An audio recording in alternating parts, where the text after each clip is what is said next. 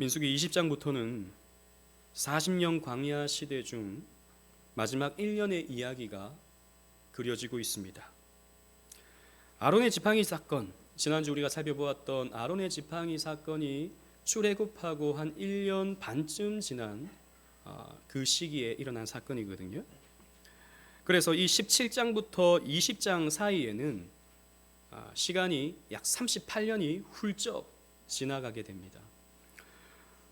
38년의 시간 동안 어떤 일이 일어났는지 성경이 구체적으로 알려주고 있지 않기 때문에 우리가 자세히 알 수는 없지만, 분명한 것은 이스라엘 백성들이 그 광야 1세대, 그 출애굽 1세대들이 다 죽고 이제 2세대들이 주축이 되어서 이스라엘의 진을 형성하고 있는 것이죠. 그래서 20장은 죽음의 이야기로 시작하고 죽음의 이야기로 끝이 납니다. 여러분 1절 말씀을 보십시오. 오늘 본문 1절 말씀을 다 같이 한번 읽어보도록 하겠습니다. 시작. 첫째 달에 이스라엘 자손 곧 온 회중이 신광야에 이르러 백성이 가데스에 이르더니 미리암이 거기서 죽음에 거기에 장사되니라. 아멘. 본문에서 첫째 달이라고 하고 있는데요, 이 첫째 달이라고 하는 것은 40년째 첫째 달, 즉 40년 1월을 의미하고 있습니다. 그때에 이스라엘의 여성 지도자였던 미리암이 죽은 것이죠. 미리암은 우리가 잘 알고 있는 것처럼 이스라엘 백성들이 출애굽을 할 때 하나님이 주신 영감의 말씀으로 이스라엘 백성들로 하여금 찬양하게 만들었던, 그 찬송을 이끌었던 여선지자였습니다. 그러다 모세에게 반역을 하다가 문둥병에 걸려 고통을 당하기도 했었죠. 그랬던 그녀가 이제 죽었습니다. 그리고 미리암뿐만 아니라 20장 제일 마지막 절을 보십시오. 20장 29절 말씀을 보면요, 아론의 죽음도 그려지고 있습니다.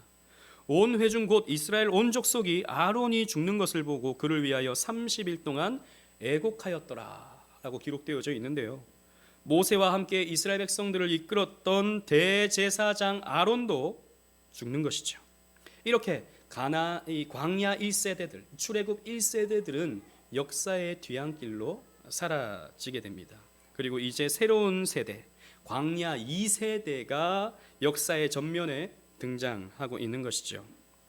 이 민수기 20장은 앞과 뒤에 지도자들의 죽음 이야기를 기록함으로써 이제 새로운 시대가 열리고 있다라고 하는 것을 보여주고 있습니다.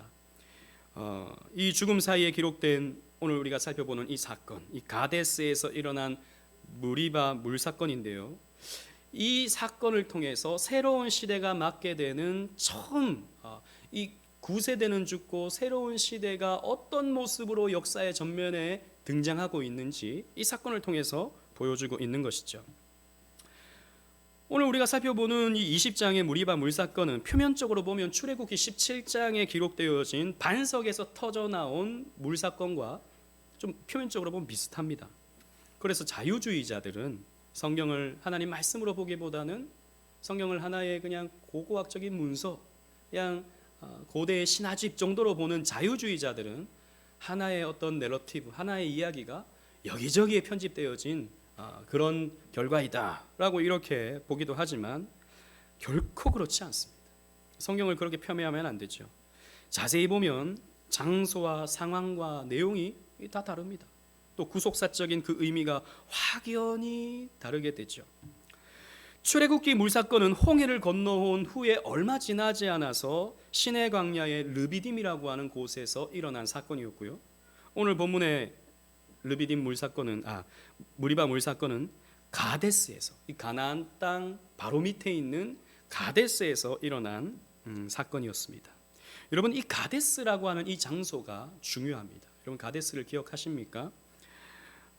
이 가데스는 지금 오늘 보고 있는 이 본문 38년 전에 이스라엘 백성들이 12명의 정탐꾼을 보내었던 바로 그 장소가 됩니다.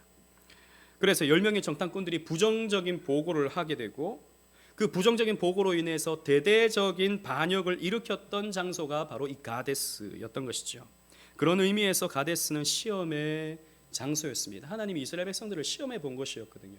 이 백성들이 믿음이 있는가 없는가 시험해 본 것입니다. 그리고 그 시험에서 실패했던 이스라엘 백성들은 38년 동안 유랑을 했던 것이죠. 방랑을 했던 것이죠. 그러다가 38년이 되고 40년째 되던 해에 다시 이 가데스로 이끄신 것입니다. 그리고 하나님이 이스라엘 백성들을 다시 시험하십니다. 여러분 시편 82편 7절 말씀을 보십시오. 오늘 주보에 있는 말씀 다 같이 한번 읽어보겠습니다. 시작.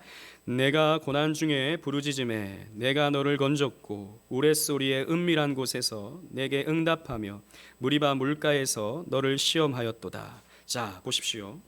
하나님이 무리바 물가에서 무엇을 하셨다고 기록하고 있습니까? 시험했다고 기록하고 있습니다. 광야 2세대는 자신들의 아버지들이 시험받았던 장소에 다시 서서 시험을 받고 있는 것입니다.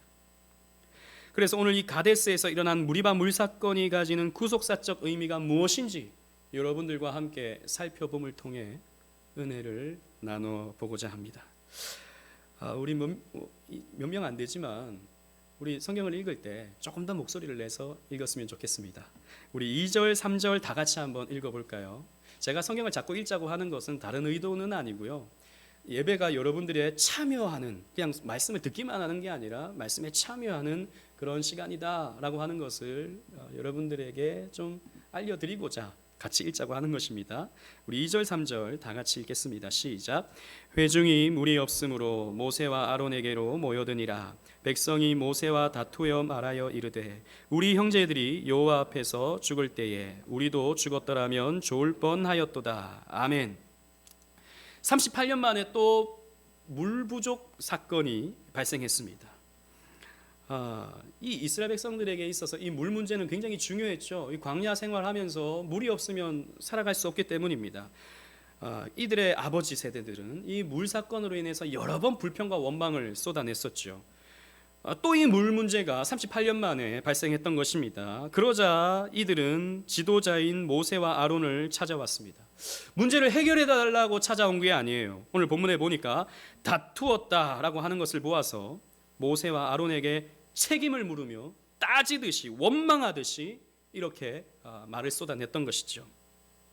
뭐라고 말합니까? 차라리 우리 형제들이 죽을 때 우리도 죽었으면 좋았을 텐데 라고 하면서 불평의 말을 쏟아냅니다. 여러분 어떻습니까? 많이 보던 소리 아닙니까? 그 아버지 세대들이 지금 보십시오. 그 아버지 세대들, 그 불평했던 그 가데스 바네아에서 원망했던 그 20세 이상의 아버지들은 다 죽고 그 20세 이하의 자손들만 살아남아서 38년을 살아온 것입니다.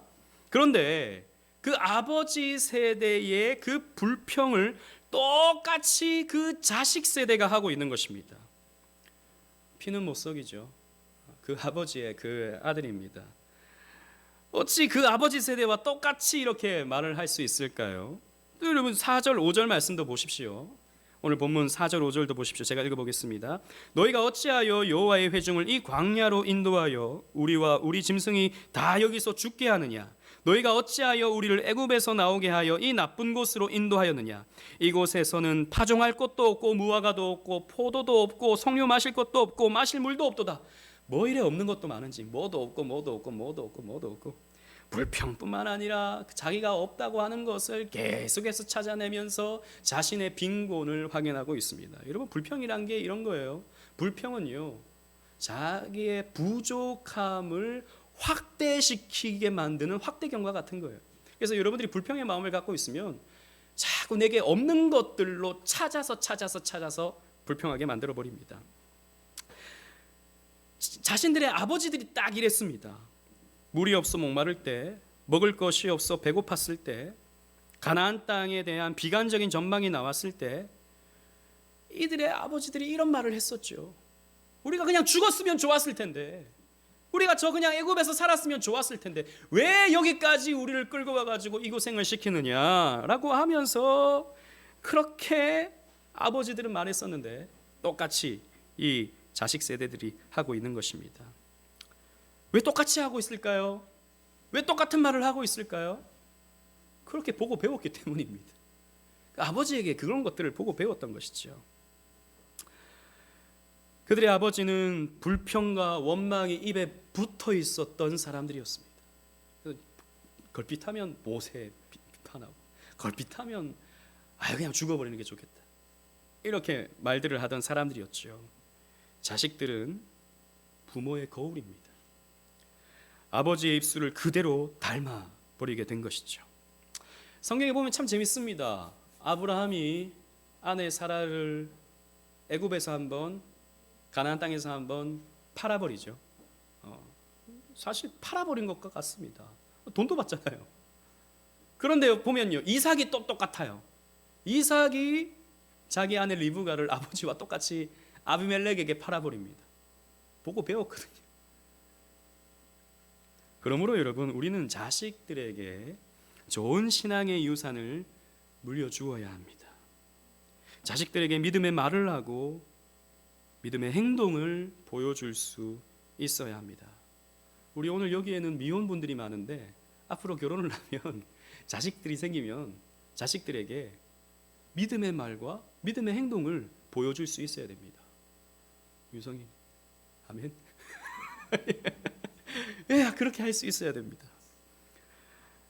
그래서 모세는요, 이 불순종의 고리를 끊기 위해서 신명기에 가면 이 가나안 광야 2세대에게 자녀에게 하나님의 말씀을 부지런히 가르쳐야 할 것을 명령하죠. 신명기 6장 7절 말씀 주보 있습니다. 여러분 보십시오.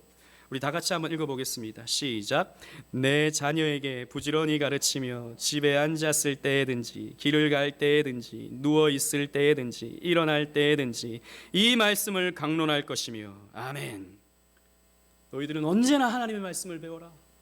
너희들은 하나님의 말씀을 늘 암송해라 라고 하는 것을 자녀에게 가르치라 라는 것입니다. 우리가 좋아하는 찬송이 있죠. 199장 나의 사랑하는 책. 3절 가사가 이렇습니다. 나 예수 세상 계실 때 많은 고생하시고 십자가에 달려 죽임당한 일, 어머니가 읽으며 눈물 많이 흘린 것 지금까지 내가 기억합니다.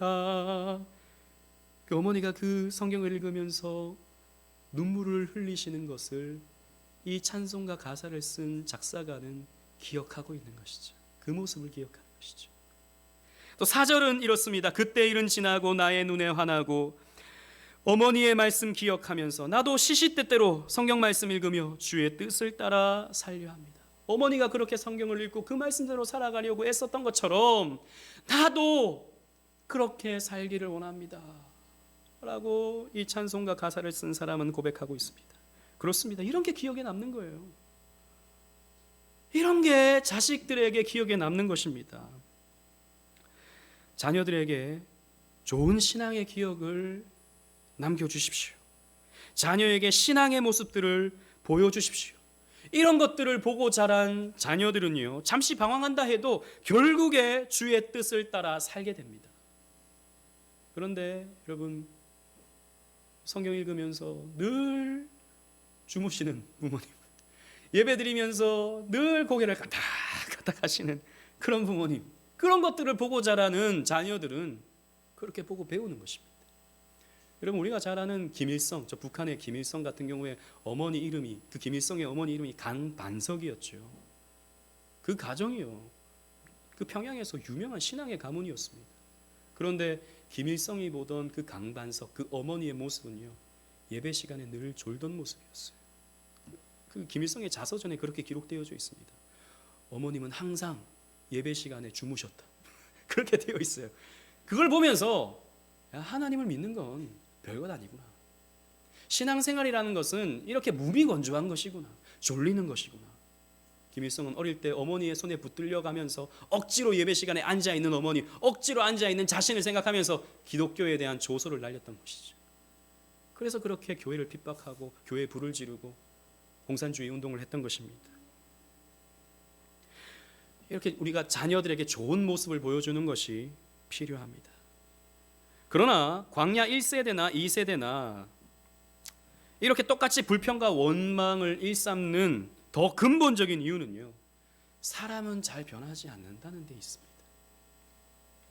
여러분, 이들은 광야에서 40년 동안 훈련을 받았어요. 그냥 1, 2년, 2년 정도 훈련받은 게 아니에요. 40년을 훈련받았어요, 광야에서.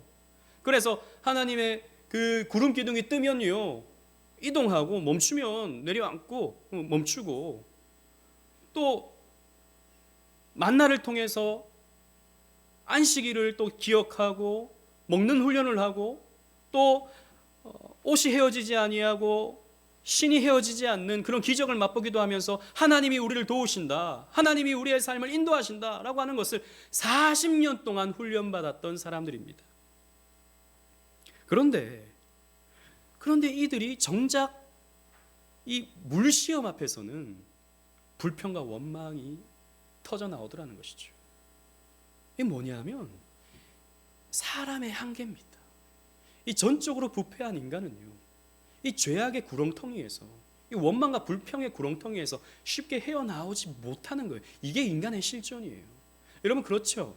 우리가요, 교회 생활하면서 한 10년, 20년 신앙생활 하다 보면 어느 정도 성숙되게 되어 있습니다.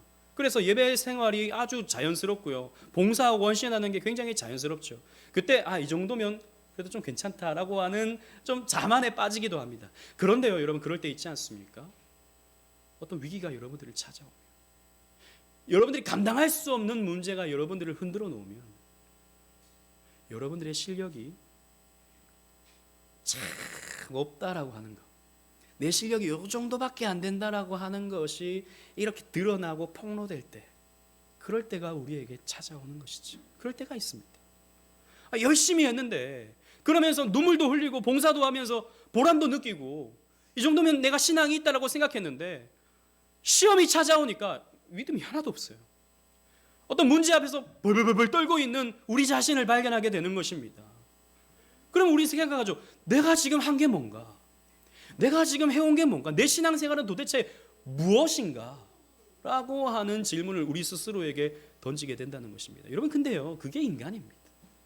우리는 꽤 괜찮은 듯 보이지만 우리는 사실 하나님 앞에 서면, 하나님 앞에 시험을 받으면 우리의 실력은 다 속된 말로 뽀록이 나게 되어 있어요. 얼마나 믿음이 없다는 것을, 얼마나 연약한 존재라는 것을 우리는 확인하게 되죠. 그래서 하나님은 우리에게 뜨문뜨문 시험을 주십니다. 시험을 통해서 우리에게 깨닫게 하시죠. 너의 힘으로는 안 된다라고 하는 것을 말이죠. 구원이라고 하는 것은 너의 실력으로 얻는 것이 아니다 라고 하는 것을 우리에게 가르쳐 주시는 것입니다. 오직 하나님의 은혜로 말미암아 하나님이 우리를 구원하신다라고 하는 것을 시험을 통해서 우리에게 깨닫게 하시는 것입니다. 그래서 시험은 사실 하나님을 위해서 우리에게 주시는 게 아니죠. 우리가 얼마만큼 순종하는가, 우리의 믿음이 얼마만큼 되는가 하나님이 알아보시려고 하는 게 아니라 우리 스스로에게 가르쳐 주시는 것입니다. 우리 스스로가 얼마나 연약한지 가르쳐 주시고자 우리에게 시험을 주시는 거예요. 하나님은 이 38년 동안 훈련을 받았던 이 광야 2세대들에게 가르쳐 주시는 거예요. 가나안 땅은 너희의 힘으로 들어가는 것 아니야. 너희들의 그 훈련받은 그 시간들의 공로로 인해서 구원받는 게 아니야. 오직 은혜로 받는 거야 라고 하는 것을 하나님께서 가르쳐 주시는 거죠. 그래서 전적으로 타락한 이 광야 2세대의 모습을 아주 적나라하게 보여주시는 것입니다. 그런데 이렇게 불평과 원망을 광야 2세대가 쏟아내자 모세는 하나님께 엎드리게 됩니다. 그리고 기도했을 때 하나님의 영광이 나타나고 하나님의 말씀이 모세에게 주어지게 되죠. 여러분, 7절 8절 말씀을 다 같이 한번 읽어볼까요? 7절 8절 말씀 시작. 여호와께서 모세에게 말씀하여 이르시되 지팡이를 가지고 내 형 아론과 함께 회중을 모으고 그들의 목전에서 너희는 반석에게 명령하여 물을 내라 하라. 내가 그 반석이 물을 내게 하여 회중과 그들의 짐승에게 마시게 할지니라. 아멘. 자, 하나님은요 모세에게 지팡이를 가지고 갈 것을 말씀하셨습니다. 여러분, 지난주 우리 살펴봤죠. 지팡이는 무엇을 의미합니까? 하나님이 주시는 권위, 하나님이 주시는 권세, authority, 그리고 power, 이것을 모세에게 주시는 거예요. 그리고 이것을 통해서 반석에게 명령하여 물을 내게 하라고 하나님께서 명령하셨습니다. 그런데요, 모세의 언행이 사뭇 달라요. 이전과 다르고 오늘 하나님의 말씀과 좀 다릅니다. 하나님의 명령대로 지팡이를 가지고 가긴 갔는데 백성을 모으고 한마디 합니다. 모세가 좀 참다 못해서 내가 좀 한마디를 해야겠다 이렇게 생각을 한 것 같아요. 속이 좀 많이 상했던 것 같습니다. 여러분 10절 말씀을 보세요. 모세와 아론이 회중을 그 반석 앞에 모으고 모세가 그들에게 이르되 반역한 너희여 들으라. 우리가 너희를 위하여 이 반석에서 물을 내랴 하고 라고 했습니다. 여러분 우리는 모세의 이 말에서 이 모세의 분노를 조금 발견할 수 있죠. 모세의 마음은 여러분 우리가 10분 이해할 수 있습니다. 모세는요 40년 동안 이스라엘 백성들을 이끌고 왔어요. 정말 바로 앞에서부터 시작해서 10가지 재앙, 홍해를 가르고 또 르비딤에서 물사건을 한번 겪고 만나를 경험하고 또 시내산에서 율법도 받고 금송아지 사건도 겪으면서 성막도 짓고 이런저런 일들 수도 없이 많은 일들을 겪어왔습니다. 그러면서 옥신각신하면서 이 패역하고 이 말을 듣지 않는 이스라엘 백성들을 이끌고 40년 동안 지나왔는데 40년 동안 고생하면서 이스라엘 백성들을 이끌고 왔는데 정작 이 목마름 앞에서 시험 앞에서 이스라엘 백성들은 자기 아버지 세대와 똑같은 말들을 하고 있는 거예요. 여러분 그렇게 생각하지 않겠습니까? 모세가 내가 뭐 했나 이런 생각 들지 않을까요? 내가 40년 동안 뭐하러 이 고생을 했나 이런 생각 하지 않겠습니까? 회의가 생기는 것이죠. 게다가 여러분 이 광야 2세대들은요 그때 38년 전에 그 20세 이상은 광야에서 다 죽고 20세 이하만 가나안 땅에 들어갈 수 있다고 했잖아요. 그렇다면 지금 살아남아 있는 이 사람들은 적어도 나이가 아무리 많아도 60살 아래예요. 모세는 몇 살입니까? 모세는 120살이에요. 나이 차이가 반밖에 안 나요. 그런데 사실 모세 입장에서 봤을 때는 새파란, 우리 60살 그러면 꽤 나이 먹었지만 모세가 봤을 때는 새파란 인생 반밖에 안 산 사람들이 와가지고 모세 당신 때문에 이렇게 말하는 것을 보니까 모세가 기가 찬 거예요. 그렇지 않겠습니까? 그러면서 이렇게 모세가요 못마땅하게 여길 수밖에 없는 것이죠. 화가 날 수밖에 없는 것입니다. 그래서 이 반역한 너희여 들으라 라고 말하고 있는 것입니다. 저는 목회자로서 이런 모세의 마음에 공감을 느낍니다. 저는 사역하면서 모든 목사님들이 마찬가지일 거예요. 사역하면서 제일 낙심되고 답답할 때가 언제겠습니까? 사람들이 변하지 않을 때입니다. 변하지 않아요. 사람들은 잘 변하지 않아요. 조금 변한 것처럼 보이는데 시험 앞에서 또 넘어지고, 조금 이제 신앙생활 하는가 싶은데 또 다시 돌아가고, 이런 모습들을 목사가 보면 낙심이 되죠. 아, 내가 뭐 했나? 이런 생각이 들 수밖에 없는 것이죠. 저는 또 SFC 사역을 오래 했기 때문에 이 SFC 학생들 참 은혜도 잘 받아요. 학생 때는 수련회 가면 막 여러분 믿으십니까? 그럼 아멘 하고 기도회 하자 그러고 불 끄고 기도회 하면 울고 불고 막 난리가 나죠. 제가 또 SFC 사역을 많이 했기 때문에 저는 또 뭐 학생들 많이 울려봤습니다.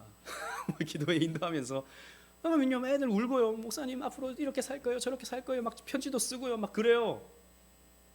그런데 그게 여러분 경험해 보셔서 아실 것입니다. 얼마나 가던가요?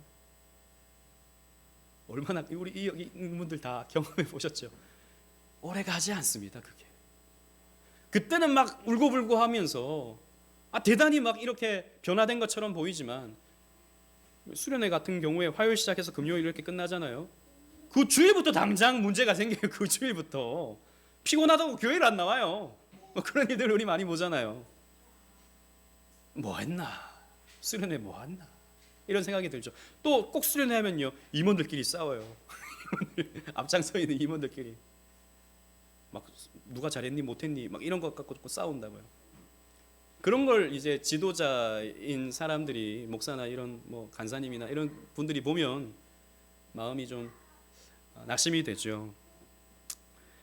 그런데요 모세는 어떻겠습니까? 40년을 이끌어 왔는데 40년 동안 가르쳐 왔는데 오죽하겠습니까? 그래서 모세가요 조금 더 나아갑니다. 이게 그냥 분노한 데서 그치는 게 아니라 조금 더 나아가죠.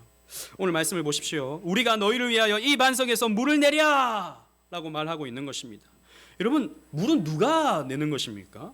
물은 누가 내는 거예요? 하나님이 내시죠.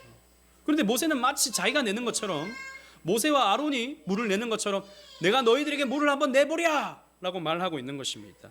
내가 한번 나의 권능을 한번 보여봐, 내 실력을 한번 보여봐. 너희 아버지들은 한번 봤어. 저 르비딤에서 40년 전에 르비딤에서 반석에서 물이 한번 터져 나오는 걸 봤어. 너희들 못 봤지? 내가 한번 보여줄까? 이런 마음이 모세에게 있었는지 모르겠습니다. 그래서요 반석을 칩니다. 11절 말씀을 보십시오. 다 같이 한번 읽어보겠습니다. 11절 시작. 모세가 그의 손을 들어 그의 지팡이로 반석을 2번 치니 물이 많이 솟아나오므로 회중과 그들의 짐승이 마시니라. 아멘. 여러분, 모세의 행동에 이상한 점을 여러분들도 발견하시죠? 하나님은 뭐라고 말씀하셨습니까? 반석을 명령하여 물을 내라 라고 하나님 말씀하셨는데 모세는 반석을 치고 있는 것이죠. 게다가 2번이나 반석을 쳤습니다. 아마 모세가 이런 마음이었을 거예요. 한번 보여줘봐. 물 한번 내보랴 라고 하면서 반석을 빡 쳤던 것이죠. 뭐 살살 톡 이렇게 친 것도 아니고 빡 쳤을 것입니다. 반석에서 물이 팍 쏟아 나오니까 사람들이 오 깜짝 놀랐겠죠. 그러니까 한번 더 보여줘봐 그러면서 빡 쳤을 것입니다. 그러니까 물이 또 터져 나왔던 것이죠. 이것은 하나님이 주신 지팡이, 하나님이 주신 권위와 권세를 남용한 것입니다. 그래서 하나님은요 이런 모세의 모습에 이렇게 말씀하십니다. 12절 말씀을 보십시오.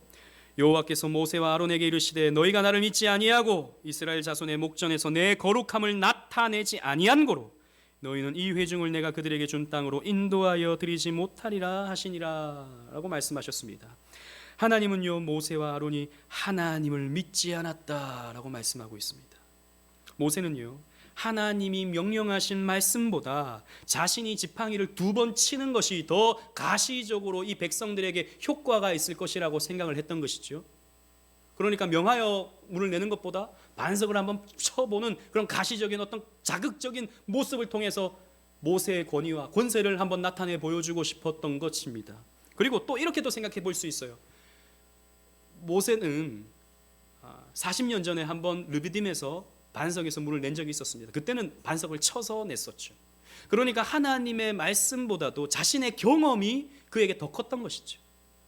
한번 경험이 있었거든요. 그러니까 이렇게 치면 물은 나온다라고 생각을 해서 그렇게 물을 냈을 수 있습니다. 이게 뭡니까? 하나님의 말씀을 온전히 믿지 못하고 자신의 생각과 자신의 경험을 더 가치 있게 여긴 결과인 것이죠. 이것이 모세의 믿음 없음이었습니다. 또 하나님은 모세와 아론이 하나님의 거룩함을 나타내지 못했다라고 말씀하셨는데요. 하나님의 말씀을 여러분 보십시오. 하나님은요 자비하심으로 이 이스라엘 백성들을 용서하시며 물을 주시기를 원하셨습니다. 그런데 마치 모세는 자신이 심판자인 양 반역한 너희여 라고 하면서 과격하게 반석을 쳐서 물을 내었던 것이죠. 이렇게 어떤 사람들의 어떤 평가와 사람들의 어떤 반대에 의해서 흥분하면서 반응하는 것은 세상 지도자들의 모습인 것입니다. 이건 하나님의 백성들을 이끄는 하나님이 세우신 지도자로서 거룩한 모습은 아니었던 것이죠. 그래서 하나님의 거룩함을 나타내지 못했다라고 하나님이 말씀하시면서 모세와 아론은 저 가나안 땅에 들어갈 수가 없다라고 말씀을 하는 것입니다. 그런데 여러분, 제가 이렇게 책들을 읽어보면 이런 뭐 주석이라든지 강해서라든지 읽어보면 이런 맥락으로 모세가 가나안 땅에 들어가지 못했다라고 설명하는 경우들이 많아요. 그런데 여러분 잘 한번 생각해 보세요. 그래도 우리의 마음이 좀 시원치 않지 않습니까? 아니 그렇다고 해서 그렇게 좀 실수했다고 해서 이 모세를 가나안 땅에 못 들어가게 하는 것은 하나님의 좀 지나친 처사가 아닌가? 라고 하는 생각을 우리는 치울 수가 없습니다. 분명히 완벽하게 순종하지 못한 모세의 잘못이 있지만 40년 동안 그 고생을 해왔던 모세인데 이 모세가 광야에서 이렇게 고생들을 많이 했는데 가나안 땅에 못 들어가는 것은 좀 가혹한 처벌이 아닌가라고 하는 생각이 드는 것이죠. 아니 분노의 말 한마디 했다고, 반석 2번 쳤다고, 이때까지 했던 그 40년의 헌신이 다 물거품이 된다고 한다면 모세 너무 불쌍하잖아요. 안 불쌍합니까? 저만 불쌍한가요? 너무 불쌍하잖아요. 그 반대로 하나님 너무 가혹하시잖아요. 그런 생각이 든다는 것입니다. 그렇습니다. 우리가 본문을요, 어떤 윤리적, 도덕적, 율법적으로 성경을 읽으면 앞에서 우리가 살폈던 것과 같은 이유로 모세가 못 들어갔을 것이다 라고 이해하게 되지만, 성경의 전체를 조망하면서 본문을 파들어가는 이 구속사적 관점에서 성경을 보면요, 단순히 모세가 화가 나서 혹은 반석을 2번 쳐서 가나안 땅에 못 들어가는 것이 아니라는 것을 우리는 발견할 수 있어요. 사실 여러분 생각해 보세요. 모세가 화를 내서 못 들어간다? 모세가 화내는 게 처음인가요? 여러 번 화를 낸 적이 있었습니다. 아론의 금송아지 사건 때는요, 모세가 십계명 돌판 들고 내려오다가 화가 나가지고 그 돌판을, 그 거룩한 하나님의 돌판을 집어 던져버렸어요. 그리고 막 화가 나가지고 그 금송아지를 가루로 만들어서 백성들에게 마시게 만들어버렸다고요. 그 화가 난 건 어떻게 된 겁니까? 또 이스라엘 백성들이 먹을 것이 없어서 불평과 원망을 입살자 모세는 또 화가 나가지고 하나님께 하소연을 한 적이 있었습니다. 나 그냥 죽여달라고, 왜 나를 저 말 안 듣는 백성들을 이끌고 여기까지 오게 했나면서 모세도 하나님을 원망했던 적이 있었어요. 그때는요, 하나님이 모세를 다독여 주십니다. 모세야, 그렇게까지는 아니야 하시면서 모세에게 막 동역할 수 있는 70명의 장로들을 붙여주시기도 하면서 모세를 격려하시죠. 그때는 하나님이 너 못 들어가 하지 않으시고 요만큼 반역한 너희요 라고 했다고 해서 못 들어가 라고 말씀하시는 것입니까? 좀 앞뒤가 좀 안 맞는 것이죠. 자, 그렇다면 우리가 구속사적인 의미를 살펴봅시다. 여러분, 12절에서 하나님은 모세와 아론에게 너희가 나를 믿지 아니하고 이스라엘 자손의 목전에서 내 거룩함을 나타내지 아니한 거로, 이런 이유로 너희들은 가나안 땅에 못 들어간다고 말씀하셨죠. 자, 그렇다면 보십시다. 정말 믿음이 없는 사람들은 누구입니까? 모세입니까? 아니면 이스라엘 백성들입니까? 이 광야 2세대들입니까? 정말 믿음이 없는 사람들, 하나님의 거룩함을 나타내지 아니한 사람은 정말 모세입니까? 이 광야 2세대 이 사람들입니까? 객관적으로 여러분 평가해 보세요. 누가 더 악합니까? 누가 더 나쁩니까? 이 백성들이에요. 원망과 불평을 먼저 했잖아요. 모세는 그들을 만류하다가 이렇게 흥분한 것이잖아요. 악한 것은요, 이 회중들이 훨씬 더 했습니다. 그런데 보세요. 누가 가나안 땅에 들어갑니까? 백성들이 들어가죠. 모세는 못 들어가요. 이게 뭐 이런 게 있냐고요. 이게 도대체 무슨 경우냐고요. 얼마나 억울합니까, 모세 입장에서. 따라서 여러분, 모세가 이 가나안 땅에 들어가지 못하는 이유는 모세 개인에게 있는 게 아니에요. 모세 개인적인 실수의 전적인 원인을 두는 것은 합당하지 않습니다. 물론 이 문맥적인 어떤 표현들을 보면 모세도 잘못이 있어요. 그러나 거기에만 원인이 있지 않다는 것입니다. 여기에는요, 복음이 담겨져 있습니다.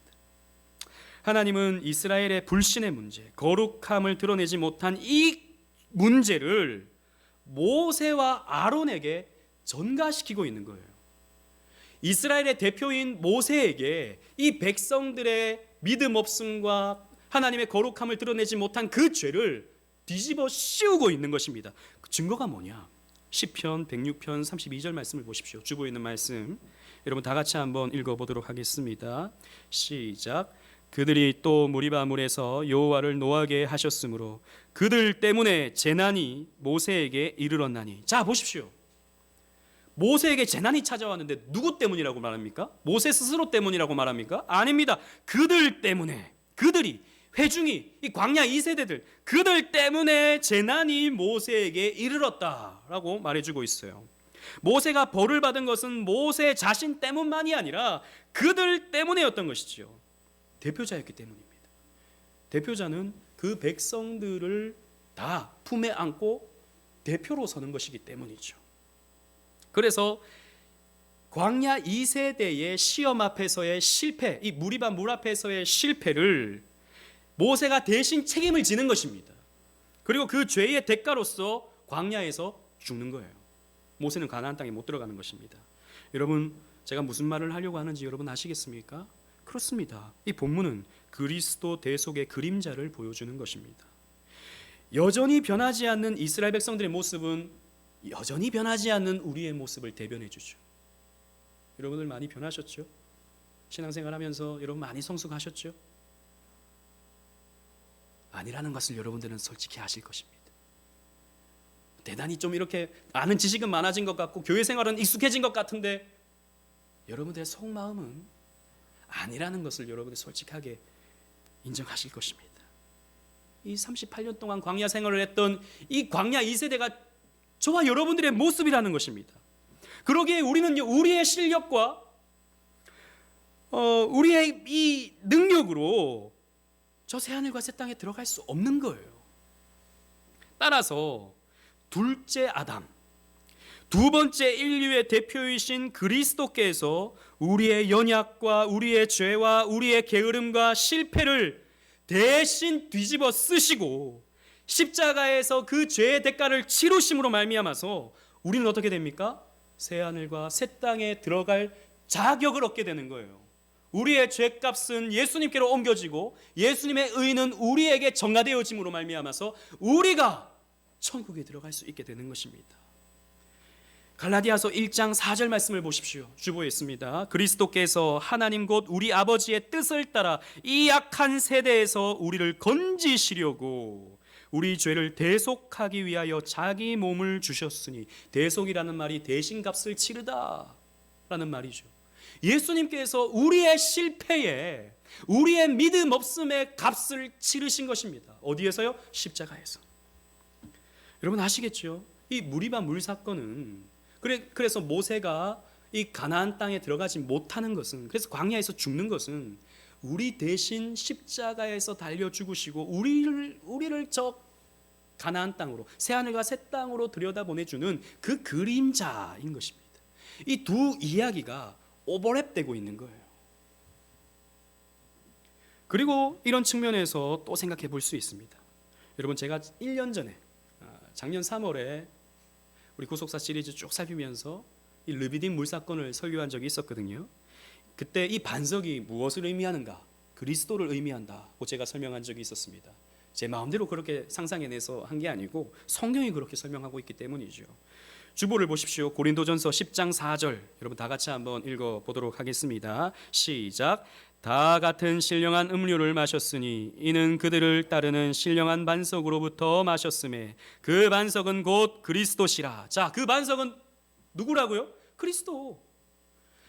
모세가 반석을 침으로 말미암아 반석에서 물이 터져 나오는 것은 이것도 똑같습니다.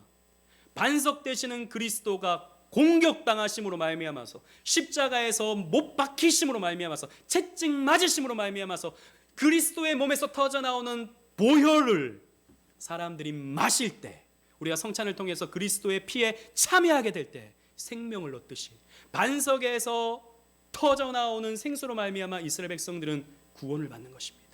이게 복음이거든요. 자, 반석은 그리스도고 반석은 공격받음으로, 처짐으로 생수가 터진다라고 하는 구속의 이야기가 그려졌다면, 이 구속사의 진전 가운데 두 번째 반석이 지금 오늘 등장하고 있는 것입니다. 그래서 하나님은 이 반석을 다시 쳐라라고 말씀하지 않으시고 이 반석에 대하여 명하라는 말은 요구하고 이 말입니다.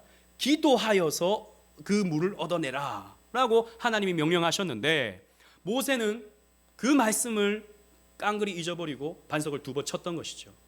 여러분, 이 사건은 무엇을 의미하는가? 예수님의 십자가 사건은 단일한 사건입니다. 무슨 말이냐면 2000년 전에 예수님께서 죽으심으로 말미암아, 십자가에 달려 죽으심으로 말미암아 그 희생의 효과가 과거뿐만 아니라 온 미래 다 덮기 때문에 우리는 2000년 전에 십자가에 달리신 예수 그리스도의 희생의 능력으로 오늘 우리는 죄 용서를 받는 것입니다. 오늘 우리의 죄 용서를 위해서 예수님이 다시 오셔서 다시 십자가에 달리실 이유가 없다는 것이죠. 십자가는 단일한 사건입니다. 그런데 한번 반석이 공격을 당했는데 모세가 또다시 반석을 공격한다, 또다시 반석을 친다라고 하는 것은 하나님의 구속사의 진전을 역행하는 것입니다. 그래서 모세는 믿음이 없고 모세는 하나님의 거룩함을 드러내지 못했다라고 하나님이 평가하시는 것이죠. 이것도 복음을 드러내주는 것입니다. 여러분 보십시오. 하나님은요, 이런 거룩함을 드러내지 못한 이스라엘 백성들에게 거룩함을 드러내십니다. 모세는 거룩함을 드러내지 못했는데 하나님은 거룩함을 나타내십니다. 본문 13절 말씀을 보십시오. 이스라엘 자손이 여호와와 다투었으므로 이는 무리바 무리라 하니라. 여호와께서 그들 중에 그 거룩함을 나타내셨더라 라고 말씀하고 있어요. 하나님은 이 대속의 이야기와 이 십자가의 이야기를 통해서 하나님은 거룩함을 드러내시기를 원하셨던 거예요. 그래서 이 백성들을, 이 광야 2세대들을 실어버리지 아니하십니다. 다시 한번 하나님은 인자와 진실을 나타내셔서 이들에게 마른 목을 축이게 하시고 이들을 통해 가나안 시대를 열어가시는 것이죠. 이게 하나님의 거룩하심을 드러내는 것입니다. 하나님은 언제나 인간의 연약함을 드러내셔요. 성경의 이야기는 창세기부터 요한계시록까지 모든 성경의 이야기는 하나님 말씀을 온전히 순종하는 데 실패했던 인류의 이야기가 그려져 있어요. 그래서 우리는 이 성경을 통해서 우리의 모습을 발견하는 것입니다. 우리는 이 성경을 읽어서 내가 이렇게 살아야지, 나는 이렇게 살았어, 나는 이렇게 완벽하게 살았어 라고 말할 수 있는 사람이 없어요. 여러분, 우리는 다 부족한 투성이죠. 그러나 하나님은 거룩하시기 때문에, 하나님은 인자와 진실이 풍성하신 하나님이시기 때문에 그런 우리를 실어버리지 아니하시고 끝까지 우리를 인도하셔서 저 가나안 땅에, 저 새하늘과 새 땅으로 인도하심을 하나님은 나타내시는 것입니다. 이게 성경의 이야기인 것이고 하나님의 거룩함인 것이죠. 사랑하는 성도 여러분, 가나안 땅에 들어가지 못한다는 이 말씀을 들은 모세는 얼마나 황망했을까요? 여러분, 그렇지 않겠습니까? 그 고생을 했는데, 그 역경을 다 겪어왔는데 가나안 땅에 들어갈 수가 없다니요. 그래서 모세가요, 하나님께 요구를 합니다. 이 민수기에는 그 이야기가 그려지지 않는데요, 신명기, 여러분 신명기 3장으로 한번 넘겨보시겠어요? 몇 장만 넘기면 신명기 3장이 나옵니다. 모세가요, 하나님께 간구를 합니다.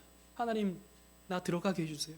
저 가나안 땅 한번 밟아보게나 해주세요 라고 갈망을 합니다. 3장 25절 27절을 보세요. 제가 읽어보겠습니다. 구하옵나니 나로 건너가게 하사 요단 저쪽에 있는 아름다운 땅, 아름다운 산과 레바논을 보게 하옵소서 하되, 모세가 하나님께 요구하고 있는 거죠. 하나님, 나 죽더라도 그 땅 한번 보고 그 땅 한번 밟아볼 수 있도록 하나님 허락해 주세요. 하나님, 나 너무 아쉽습니다. 하나님, 나 꼭 한번 밟아보고 싶습니다. 도와주세요. 갈망을 하고 있는 것입니다. 그런데 여러분, 26절 말씀을 보세요. 여호와께서 너희 때문에 내게 진노하사 내 말을 듣지 아니하시고 내게 이르시기를 그만해도 족하니 이 일로 다시 내게 말하지 말라. 하나님 너무하셔요. 하나님 너무하셔요. 너 족하다. 그 일이 내게 족하다. 다시는 이 일로 내게 말하지 마라. 하나님 손을 다 그어버리십니다. 냉혹하시죠. 그리고는 27절에 너는 비스가 산꼭대기에 올라가서 눈을 들어 동서남북을 바라고 내 눈으로 그 땅을 바라보라. 너는 이 요단을 건너지 못할 것임이니라. 하나님 말씀하셨어요. 그냥 저 모압 그 산, 비스가 산꼭대기에 올라가서 그 땅을 한번 보기만 해. 그리고 거기에서 너는 죽어. 하나님 그렇게 말씀을 하시는 겁니다. 얼마나 모세는 아쉬웠을까요? 반면에 하나님은 얼마나 잔혹하신가요? 여러분, 이 표현이 좀 외람되죠. 하나님 너무 잔혹하십니다. 하나님 너무 하셔요. 그렇습니다. 하나님은요, 이렇게 잔혹하십니다. 모세뿐만 아니라 하나님은 2000년 전에 그리스도에게도 이렇게 잔혹하셨습니다. 모세는 그나마 실수라도 있었어요. 모세는 실수라도 했다고요. 그런데 예수님은요, 아무 죄가 없으시고 그 어떤 실수도 하지 않으셨습니다. 그런데 그 하나님은요, 예수에게 잔혹하셨어요. 예수님은 이렇게 외쳤습니다. 하나님, 이 잔을 내게서 지나가게 해 주옵소서. 나의 하나님 어찌하여 나를 버리시나이까? 그렇게 외치셨습니다. 그런데 그때 그 하나님은, 그 아버지는 잔혹하시게, 너무하시게 고개를 돌리셨어요. 모른 척 하셨어요. 그 일이 내게 족하다. 그렇게 하셨던 것입니다. 여러분, 하나님은 왜 그렇게 하셨죠? 왜 그렇게 하셨습니까? 왜 그렇게 냉혹하게 하셨습니까? 바로 저와 여러분들을 구원하기 위해서였습니다. 저와 여러분들이 시험 앞에서 여전히 낙제를 하고 있기 때문에, 예수를 수년 믿고 수십 년을 믿어도 여전히 이 모양이기 때문에, 여전히 이 꼴이기 때문에 예수님께서 대신 희생 당하셔야 했던 것입니다. 그래서 예수님은 우리의 실패를 가져가셨죠. 그리고 그분의 믿음과 그분의 거룩함을 우리에게 선물로 주셨습니다. 그래서 하나님은 우리를 의롭게 여기시고 우리를 저 새하늘과 새 땅으로 인도해 주시죠. 자격 없는데, 그럴 만한 실력이 없는데 광야 2세대와 같이 우리를 저 새하늘과 새 땅으로 넣어 주십니다. 그리고 그 모든 짐은 아들에게 다 지우셨죠. 그 모든 짐은 모세에게 지우듯이 말입니다. 그만큼 하나님은 우리를 귀하게 여기시고 우리를 사랑해 주십니다. 여러분, 이 말씀을 곰곰이 한번 묵상해 보십시오. 여러분들의 실패를 한번 곰곰이 솔직하게 인정해 보십시오. 여러분들의 그 실패를 여러분들이 솔직하게 인정해 본다면 그리스도의 그 희생이 더 뚜렷하게 보일 것입니다. 여러분들의 실패만큼 그리스도께서 벌을 받으셨기 때문이죠. 그리고 여러분들이 때로는 시험 앞에서, 문제 앞에서 낙심되고 좌절하고 너무나도 믿음 없는 모습을 나타내 보일 때 너무 좌절하지 마십시오. 그게 우리들입니다. 그게 우리들이에요.